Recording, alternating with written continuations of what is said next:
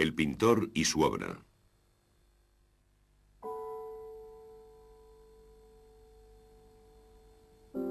Figuras de lo invisible. El arte moderno solo puede nacer cuando los signos se convierten en símbolos. Vasily Kandinsky, Moscú 1866, París 1944. Amarillo, rojo, azul.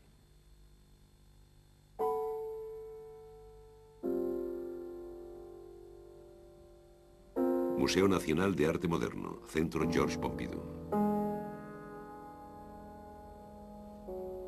Un fondo muy claro, con formas nebulosas, dispuestas en bandas sucesivas, cuyos colores se transforman unos en otros. Violeta, verde amarillento, azul celeste. A la izquierda, una zona clara con predominio amarillo, estriada con numerosas líneas finas, paralelas o divergentes, de figuras geométricas, círculos, semicírculos, cuadrados, rectángulos, trapecios. A la derecha, una zona oscura y densa con predominio del rojo y azul, donde se montan de forma más compacta cuadrados, círculos, rombos, escaques, figuras contorneadas. Está atravesada en diagonal por una gruesa línea sinuosa y negra y por una barra, también negra, coronada con triángulos oscuros.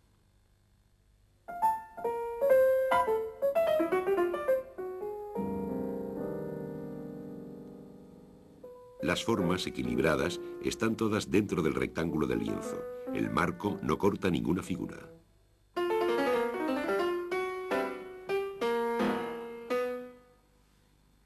Pintado entre marzo y mayo de 1925, Amarillo, rojo, azul fue expuesto ese verano en Zúrich y al año siguiente en varias galerías. Vasily Kandinsky tenía 60 años, el lienzo quedó sin vender. Depositado por Nina Kandinsky, viuda del pintor, en el Museo Nacional de Arte Moderno de París, el cuadro formó parte de una donación cuando se trasladaron las colecciones del museo al Centro Georges Pompidou, inaugurado en 1977. Esta donación fue completada en 1981 con el legado de todo el fondo de taller del pintor.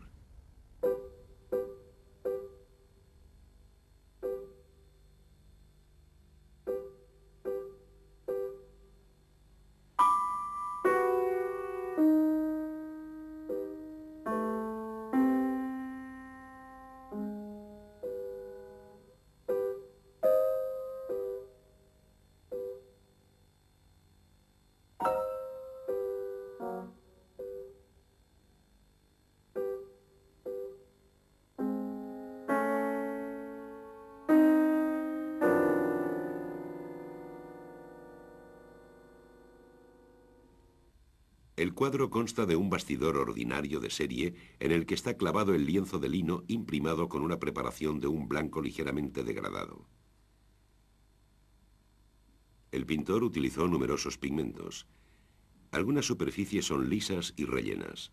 Otras muestran efectos de degradación y dilución análogos a los obtenidos con acuarelas.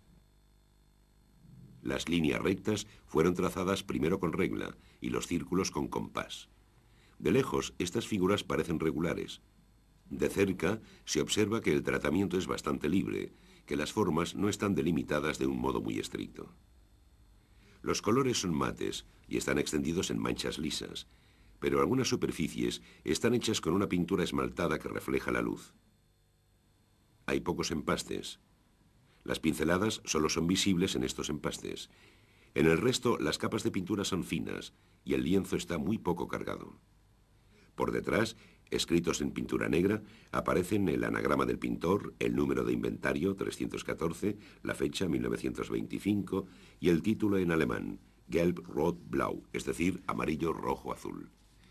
Estas indicaciones aparecen en el catálogo doméstico, una serie de cuadernos donde Kandinsky registraba sus obras con la ayuda de un sencillo esbozo. También están apuntadas en él las dimensiones del cuadro, 1,27 por 2 metros. Amarillo, rojo, azul es citado a menudo como un cuadro ejemplar del arte abstracto. Kandinsky fue uno de los primeros en producir de forma continua obras no figurativas. También fue uno de los primeros que teorizaron sobre esta nueva forma de arte. Cuando todavía era estudiante en Moscú y dudaba entre varias vocaciones, Kandinsky quedó impresionado por uno de los almiares de Monet que vio en una exposición. Era incapaz de reconocerlo. Y me fastidió no reconocerlo. Me parecía que el pintor no tenía derecho a pintar de un modo tan impreciso.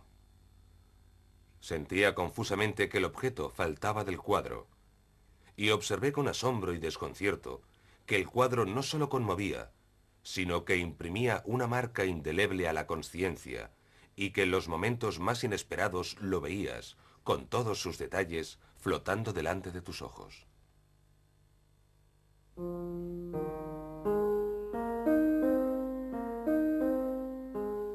Nacido en Moscú y orientado hacia el derecho, Kandinsky no decidió dedicarse a la pintura hasta que tuvo 30 años, en 1896. Se estableció en Múnich. Sus primeras obras revelan una búsqueda ecléctica. Paisajes neoimpresionistas con ancha pincelada, o también escenas medievales rusas en el estilo fin de siglo, de las ilustraciones de los cuentos de hadas, con abundancia de princesas y caballeros. El tema del caballo es constante. Kandinsky fundó la asociación Phalanx, muy próxima al Jugendstil o modernismo alemán. Organizó exposiciones. En 1909 creó la nueva Asociación de Artistas de Múnich y terminó un primer libro teórico, Lo espiritual en el arte, que publicó 2 años después. En Improvisación 3, las formas están simplificadas, pero aún se reconocen. La pincelada barre la superficie en diagonal. Los coloridos son muy vivos, pero en absoluto naturalistas. Junto con Franz Marc, en 1911, Kandinsky creó Der Blaue Reiter, el Caballero Azul, que fue una de las corrientes más vivas, aunque muy corta, del expresionismo alemán, y que se resumió en el único número de un almanaque y 2 exposiciones. En esta época, Kandinsky clasificó sus cuadros acabados en 3 categorías. Las impresiones todavía aluden a personajes y objetos. Impresión 5, Parque. Impresión 3, Concierto. Las improvisaciones revelan impulsos subjetivos del pintor. Improvisación 19. Improvisación 34, Oriente. Por último, las composiciones corresponden a una pura búsqueda de la abstracción. Composición 6. Composición 7. Poco a poco van haciendo un nuevo espacio pictórico. Las referencias desaparecen, ya no hay suelo ni cielo, ni horizonte. Y en la ventana del lienzo flotan unas formas que no se pueden atribuir a objetos precisos. En el cuadro de La Mancha Roja, de 1914, la pincelada todavía era vibrante, multiplicada, dividida a la manera de los postimpresionistas, y la composición saturada, explosiva. Con En el gris, de 1919, vemos el mismo torbellino, pero con valores atenuados y sobre todo un fondo gris. Las superficies de colores son más compactas, más continuas. A partir de entonces, las obras llamadas abstractas competirán con las figurativas, y en varios años, estas últimas acabarán desapareciendo definitivamente.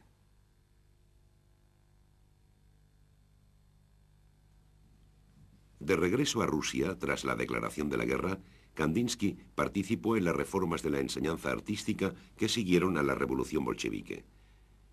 Era una época de gran actividad, pero se vio apartado por los constructivistas, partidarios de una abstracción estrictamente geométrica y arquitectónica. Se marchó de Rusia en 1921 y aceptó un puesto en la Bauhaus.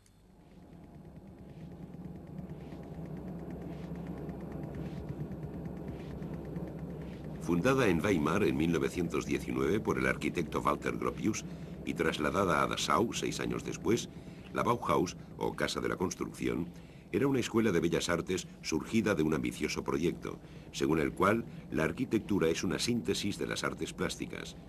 Artistas y artesanos, maestros y estudiantes no deben estar separados. La estética industrial debe unir lo bello con lo útil. El estilo funcional de la Bauhaus marcaría todo el siglo XX. Kandinsky ocupó el puesto de maestro de formas en el taller de pintura mural. También fue el encargado, junto con Paul Klee, de un curso sobre teoría de la forma para los estudiantes principiantes. Gracias a estas clases pudo concretar sus principios y tener tiempo libre para pintar.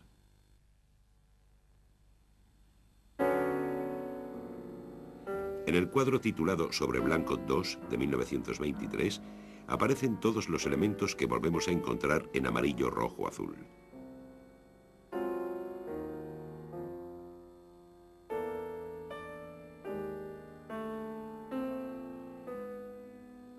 Toda una tribu de figuras personalizadas se impone a la mirada del espectador y se reconoce de un cuadro a otro como jalones de un mundo súbitamente familiar. Durante estos años de enseñanza, los cuadros mostraron sobre todo formas geométricas. Varios círculos, 1926. Sobre las puntas, 1928. 13 rectángulos, 1930. Ligero, 1930. Entre las clases que daba Kandinsky, había una de dibujo analítico. Era una especie de interpretación con el dibujo de las relaciones entre los objetos y de las estructuras de esos mismos objetos. Así, a partir de una serie de fotografías de la bailarina Gret Paluca, transforma los ejes de su cuerpo en grupos de líneas que sugieren los movimientos y las tensiones energéticas. Kandinsky quería que sirvieran para una educación de la vista, para captar los elementos que constituyen los objetos, sus líneas de fuerza, las tensiones que expresan. Estas reflexiones se concretan en punto y línea sobre el plano, intento de una teoría del arte. Para el pintor, el punto es el ser elemental. Hoy día, un punto en un cuadro dice mucho más que un rostro humano. La línea es el punto que ha perdido el reposo. Es dirección, es tensión. A la forma gráfica de la línea corresponde la forma pictórica del color. A la vertical, a la horizontal, a las distintas componentes del plano, les corresponden colores o sonoridades.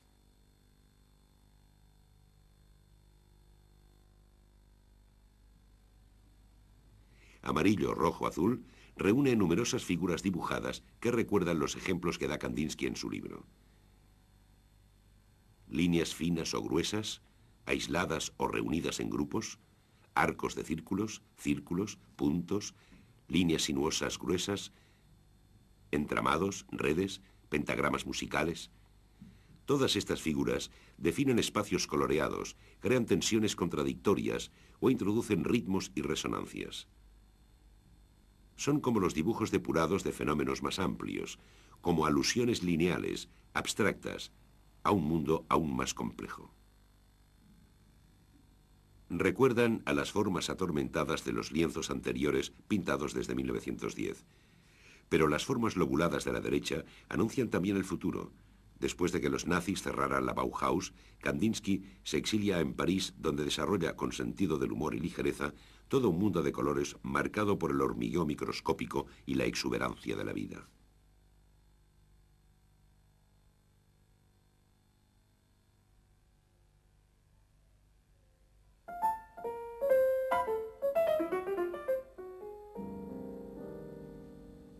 A primera vista, amarillo, rojo, azul también parece una aplicación de las teorías sobre los colores que había postulado Kandinsky.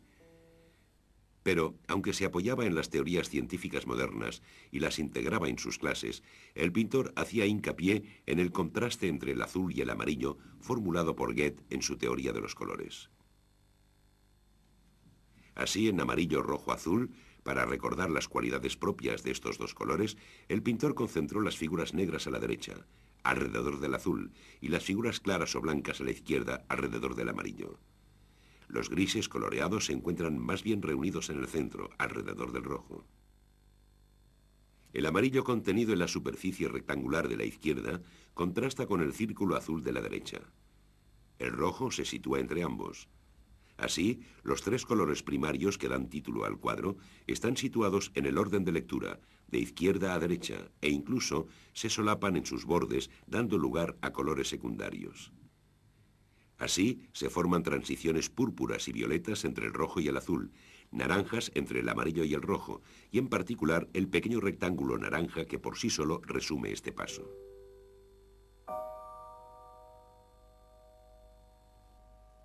Entre los ejercicios que Kandinsky les ponía a sus alumnos, había algunos sobre el contraste simultáneo.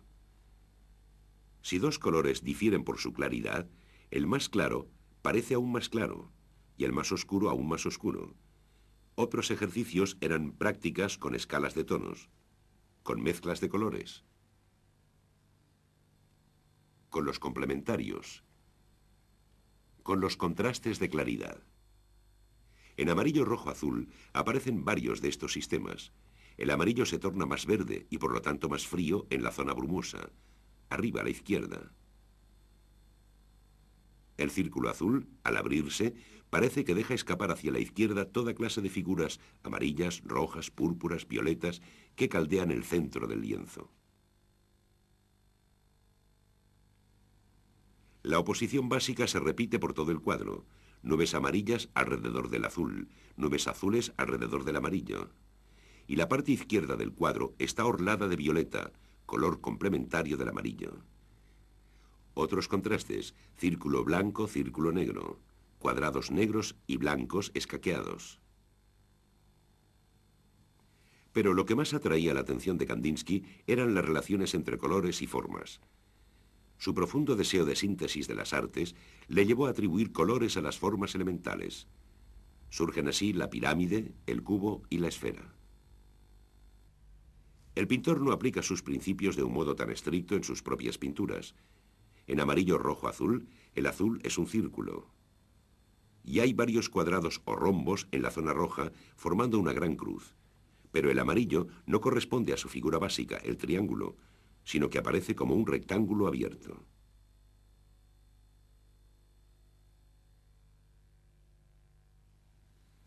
Kandinsky también se interesaba por la relación entre colores y sonidos, un tema que por entonces apasionaba a varios compositores. Alexander Scriabin, en 1908, había intentado crear un teclado de luz en el que unos colores determinados correspondían a tonalidades definidas. La idea de una correspondencia entre color y sonido también atrajo a Arnold Schoenberg, que durante algún tiempo estuvo muy relacionado con Kandinsky.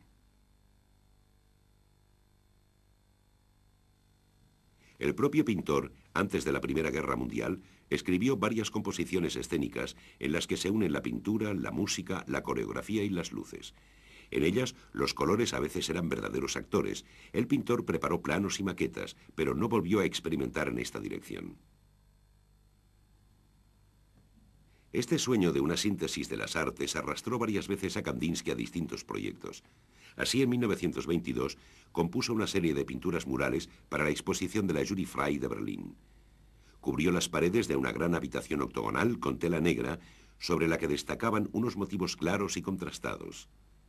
El visitante quedaba sumergido en un espacio meramente pictórico, ilusorio.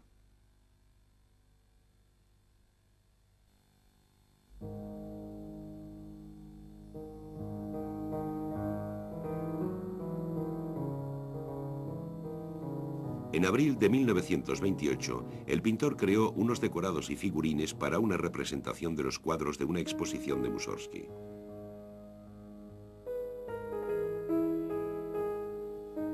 Para él era una mirada nostálgica al pasado ruso y una transposición teatral de las formas y colores de su pintura.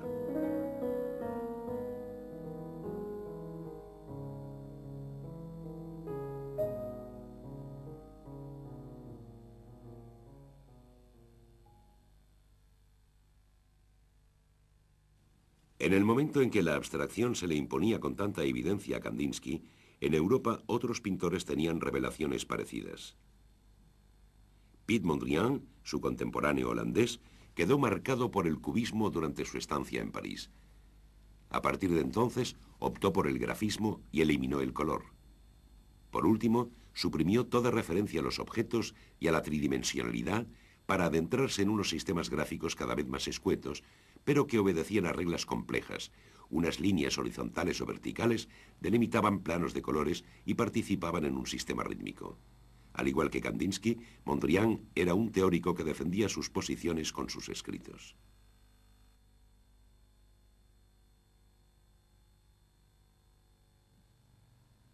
Casimir Marievich, que empezó con pintura de inspiración impresionista y luego Fauve, participó en las manifestaciones de la vanguardia rusa en Moscú y San Petersburgo. En 1915 expuso sus primeros cuadros abstractos y publicó su manifiesto del suprematismo. Apegado a la forma y a su relación con el espacio, pretendió llegar a la esencia misma de la forma y elevar la pintura a la perfección, a lo supremo. A partir de los años 20, la abstracción fue una de las corrientes dominantes en el mundo, con sus manifiestos, sus escuelas, sus tendencias. Los partidarios del arte abstracto pensaban que era el estadio más acabado de una evolución basada en el modelo del desarrollo técnico.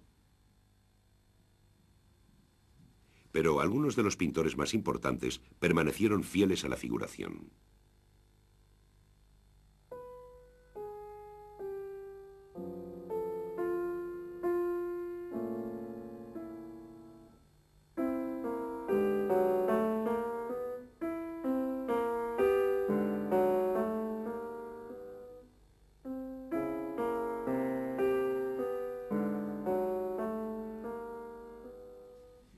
A pesar de su éxito y su expansión mundial durante el siglo XX, el arte abstracto ha suscitado muchas reticencias. El principio de composición adoptado en un lienzo como amarillo, rojo, azul, crea cierta arbitrariedad. Como el código es inventado por el propio pintor, la lectura del cuadro no es inmediata.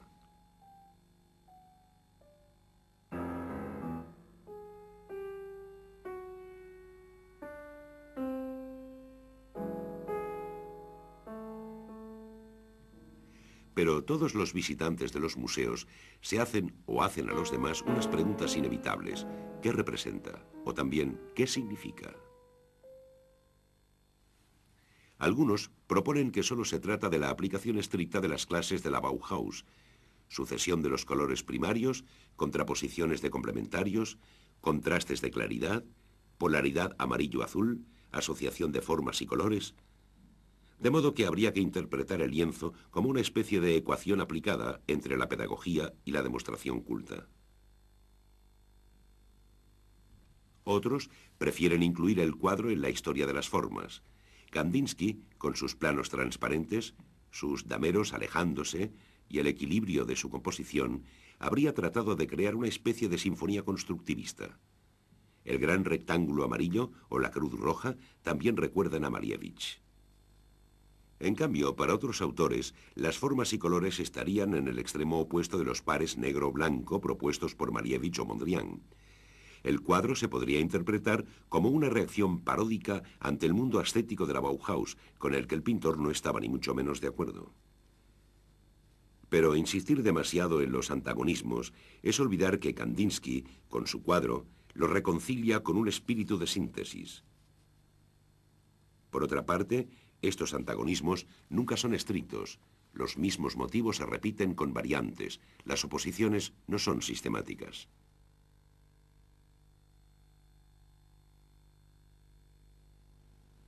El espectador que escudriña el cuadro difícilmente puede evitar el ordenar sus líneas y colores, hacerlos coincidir con elementos figurativos. Así, en la superficie clara de la izquierda, es difícil no ver unas formas familiares. Un perfil humano con el ojo rojo y negro que recuerda a las cabezas compuestas. O también unas figuraciones del sol. Sol en eclipse y sol simbolizado por los rayos, que también se puede ver como sol estilizado. En la parte derecha se distinguen unas formas orgánicas recortadas. Un autor concluye que este cuadro es una alegoría de los sentidos y del contraste color-música. A las imágenes estilizadas del ojo y la luz, a la izquierda, les corresponde la alegoría de la oreja, representada a la derecha con unas formas lobuladas. La línea negra y sinuosa de la derecha recuerda la cola de un monstruo o una serpiente. Las masas azules, rojas y violetas de alrededor evocan la pesadez animal. La barra rectilínea negra, como una lanza, mantiene esta línea en la parte derecha. Un autor habla de la lucha entre San Jorge y el dragón. Kandinsky tenía un icono del siglo XIX que representaba a San Jorge. El pintor abordó en varias ocasiones este tema, que por otro lado concentra dos de los motivos más corrientes en su obra, el caballo y el combate. El enfrentamiento que se produce en amarillo, rojo, azul tiene lugar sobre un fondo de nubes de colores móviles y evanescentes. Nos hallamos, pues, en un espacio que evoca una escena celeste, infinita. Un espacio al que ha recurrido con frecuencia la pintura clásica. El pintor transforma los colores en personajes mitológicos que se persiguen, luchan entre sí, se tropiezan y se acoplan, engendrando nuevos colores y nuevas formas.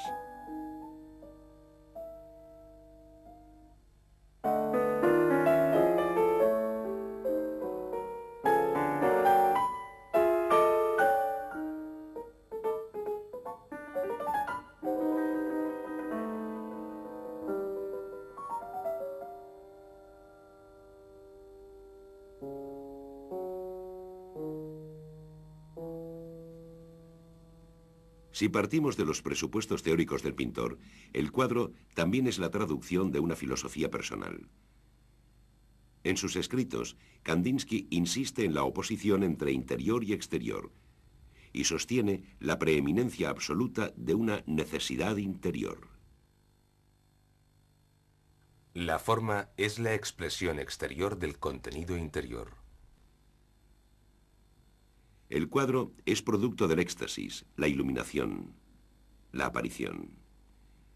El lienzo es como una superficie virgen donde se inscriben unas formas gráficas profundas, una traducción del pensamiento, de lo invisible. La creación de la obra es una creación del mundo. El pintor estuvo muy influido por la teosofía de Rudolf Steiner, un resurgimiento del espiritualismo como reacción frente a la sociedad técnica de finales del siglo XIX. En este sentido, Kandinsky creía en la llegada de un tiempo en el que reinaría la gran espiritualidad. El pintor unía estas reflexiones a su teoría del arte. Varios de sus lienzos seguramente son intentos de reflejar ciertos estados místicos. Las formas redondas, rodeadas de halos, las nubes luminosas y coloreadas, podrían estar inspiradas en escritos teosóficos. Se trataría de mostrar la supuesta aura del alma humana, de pintar las corrientes espirituales con las vibraciones de las líneas, los colores y las formas. Pero si amarillo, rojo, azul recuerda discretamente estos temas nebulosos de los años simbolistas, también denota un esfuerzo por ceñirse al rigor decorativo de la Bauhaus. El cuadro sería, pues, una muestra de la ambigüedad de los sentimientos de Kandinsky en esta época. El pintor también debió de estar influido por la religión cristiana ortodoxa. En los iconos rusos hay decoraciones estilizadas o geométricas, dameros, punteados, embaldosados, signos litúrgicos negros y blancos. Es difícil no relacionar estas imágenes con las de Malevich o Kandinsky. Pero el parecido no es solo plástico. El surgimiento de la abstracción a principios del siglo XX podría ser la vuelta de una corriente iconoclasta.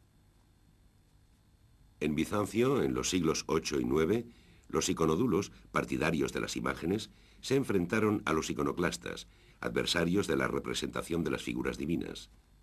Este rechazo de la representación de los cuerpos, a veces incluso de la de los objetos, resurgió a lo largo de los siglos en las corrientes místicas o proféticas.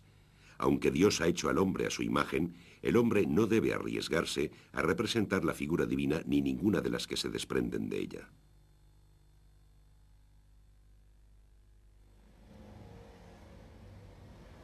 La gran espiritualidad no llegó. Pero los cuadros de Kandinsky están en los museos, esos nuevos lugares de peregrinación. Y siguen brindando al visitante sus combates furiosos, sus cascadas de formas pendencieras, sus catástrofes enigmáticas.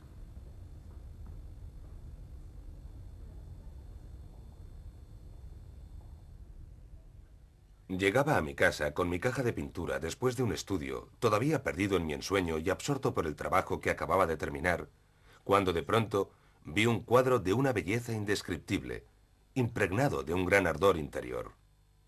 Al principio me quedé sobrecogido, y luego me dirigí rápidamente hacia ese cuadro misterioso, en el que solo veía formas y colores y cuyo tema era incomprensible. Enseguida hallé la explicación del enigma. Era uno de mis cuadros que estaba de lado, apoyado en la pared. A la mañana siguiente traté de experimentar a la luz del día la impresión que me había hecho el cuadro la víspera. Pero me quedé a medias. Incluso de lado, reconocía constantemente los objetos y faltaba la fina luz del crepúsculo. Ahora ya lo sabía, el objeto perjudicaba a mi cuadro.